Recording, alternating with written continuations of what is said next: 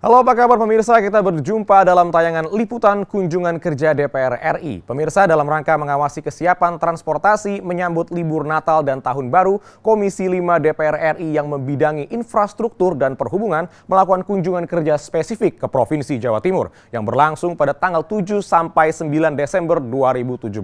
Dan bagaimana laporan selengkapnya? Kita ikuti liputannya berikut ini.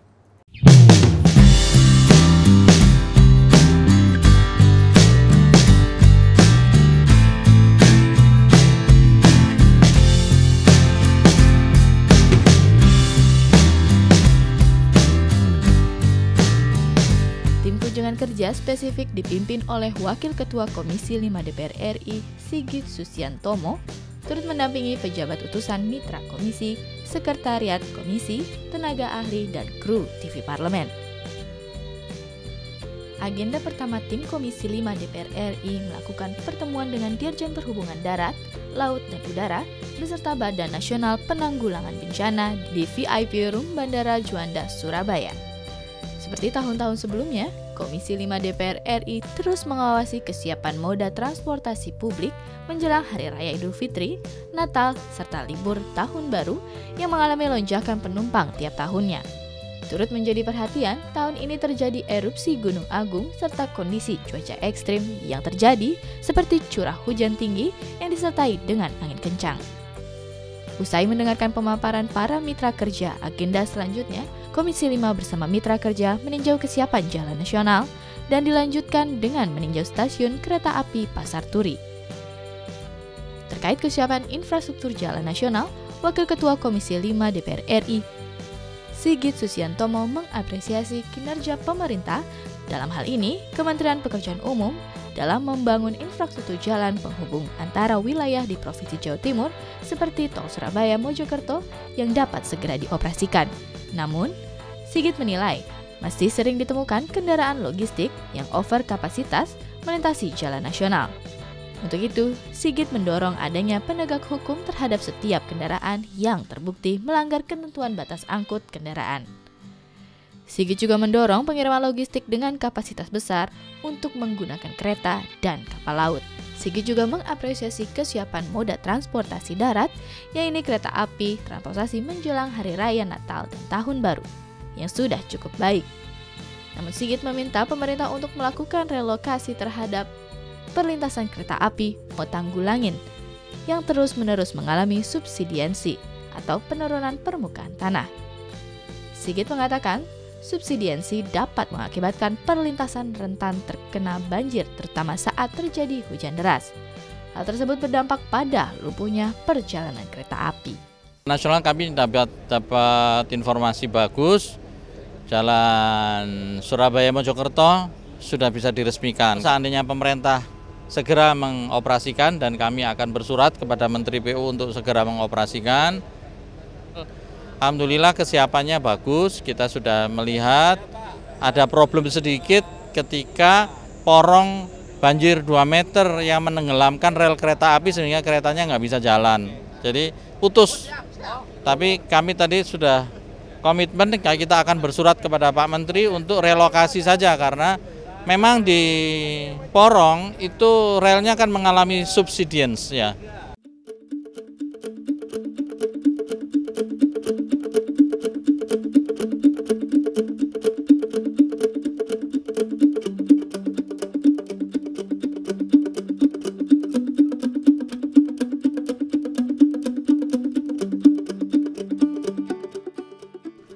Pembangunan infrastruktur jalan nasional sering menemui kendala pada proses pembebasan lahan, tidak terkecuali dengan yang dialami pembangunan tol Surabaya-Mojokerto yang dimulai dari tahun 1994. Anggota Komisi 5 DPR RI Hengki Kurniadi mengapresiasi kerja cepat dan komitmen pemerintah dalam melakukan percepatan penyelesaian jalan tol Surabaya-Mojokerto yang dapat menyelesaikan masalah pembebasan lahan tersebut. Hengki menilai kualitas tol Surabaya-Mojokerto merupakan satu dari beberapa tol dengan kualitas dan tingkat kemiringan baik di Indonesia. Hengki berharap tol tersebut dapat segera dioperasikan dalam waktu dekat. Pada penghujung tahun 2017, beberapa wilayah di Indonesia mengalami cuaca ekstrim seperti hujan deras dan angin kencang, ditambah dengan aktivitas erupsi Gunung Agung yang berdampak pada dibatalkannya beberapa jadwal penerbangan menuju Bali dan sebaliknya. Untuk mengantisipasi resiko yang ditimbulkan akibat anomali cuaca ekstrim dan aktivitas Gunung Agung yang terjadi akhir-akhir ini, Hengki menilai moda transportasi darat seperti bus dan kereta api dapat menjadi alternatif jika terjadi gangguan pada penerbangan pesawat. Kendati kesiapan PT KAI dalam mengantisipasi lonjakan penumpang pada libur akhir tahun sudah cukup baik, namun Hengki menilai masih perlu dilakukan pembenahan seperti pelayanan penumpang dan pembangunan infrastruktur perkereta apian. Hengki meminta pemerintah memberi perhatian lebih pada transportasi kereta api mengingat investasi di bidang kereta api sangat menguntungkan. Karenanya, hingga saat ini moda transportasi tersebut sangat diminati di masyarakat. Anggaran sekarang itu terbatas. Sedangkan cuaca seperti saat ini, hujan itu sudah sangat tinggi. Karena itu lubang itu sangat banyak. Di sini tadi dari Pak Ketut, Kepala Balai dari Bina Marga, mengatakan siap untuk 2 kali 24 jam untuk menutup lubang-lubang itu. Ya itu aja, kita ingin mendapat komitmennya. Anomali cuaca yang demikian ekstrim yang terjadi baru-baru ini, kemudian terjadi juga erupsi di Gunung Agung, itu kemudian pasti ada gangguan pesawat di sana. Nah, di sini mitigasi risikonya salah satunya adalah perjalanan lewat darat, baik dari bus maupun kereta api.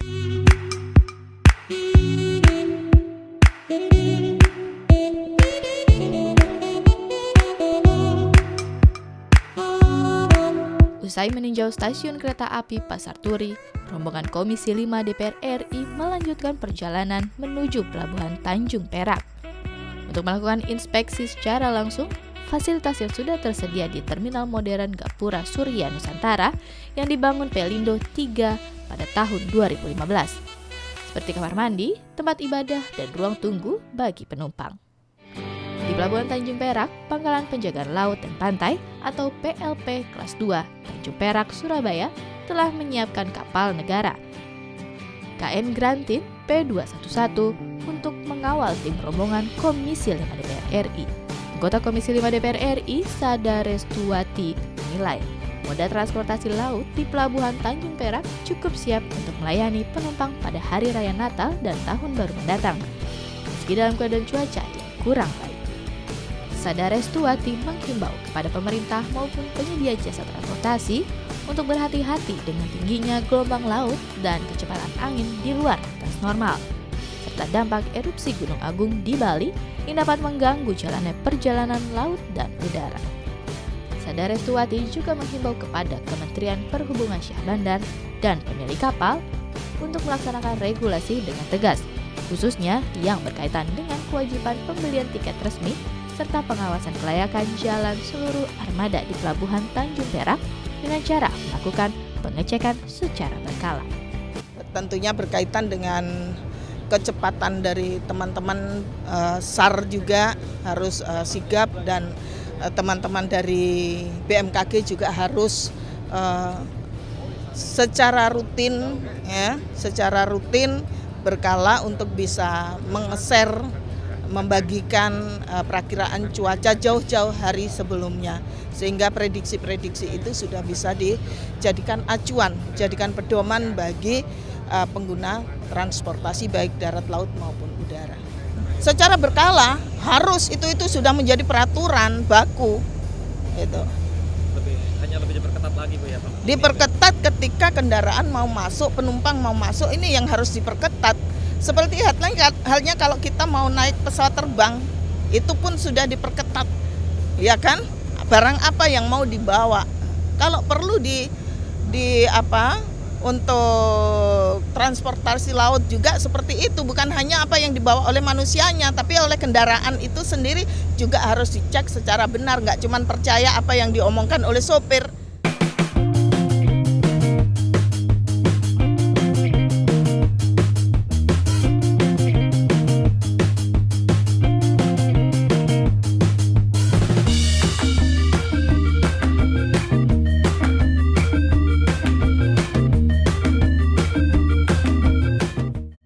Pemirsa, usai sudah kunjungan kerja spesifik Komisi 5 DPR RI ke Provinsi Jawa Timur, seluruh temuan yang berhasil dihimpun saat melakukan peninjauan dan pertemuan dengan pemerintah daerah serta instansi terkait diharapkan dapat memberikan peningkatan kualitas transportasi di Indonesia, baik darat, laut maupun udara, serta dapat mencapai zero accident atau angka kecelakaan nihil.